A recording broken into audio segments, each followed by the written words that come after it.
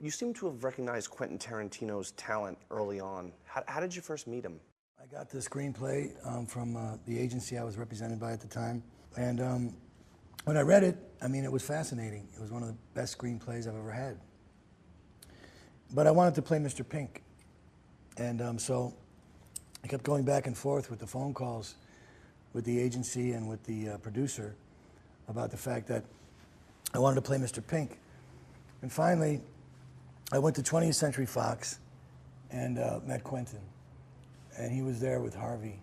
And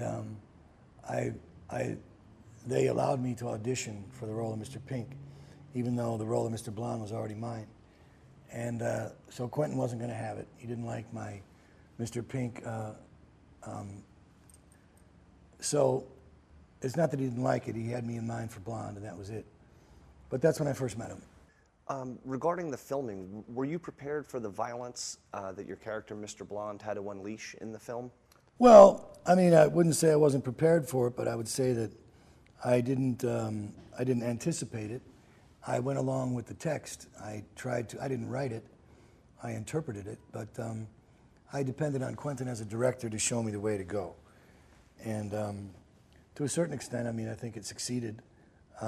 I don't think anybody had ever seen a picture like that before, or that kind of violence depicted in that kind of a way.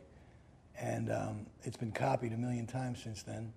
No one ever did it successfully. But the violence part of it was in the writing. Something the film and the game have in common is they both talk about you can do things as a professional or you can do things as a psychopath. To you, what's kind of the finer points of being the consummate professional versus being a stark raving psychopath? Well, I mean, I think there's a very fine line between the professionalism and the nut. And I think that, I think something can happen to a criminal in the midst of doing a crime, that some things may go haywire. And, but usually guys who are bad guys, they don't know that they're bad. And they think they're doing, in fact, right. And a lot of people who think they're doing right are not. I mean, watch the news and, the various things that are going on around the world. I think James Cagney said in his biography that if you play a character that's nuts or evil, you should try to find some goodness within the character. And if you're playing a character that's very noble and very smart and wise and good, you should look for the darkness in that character. So therefore, you're not a one-dimensional. And that's the only way I could answer the question. I mean, I think that, bad guys don't think that they're bad, and good guys think that they're good.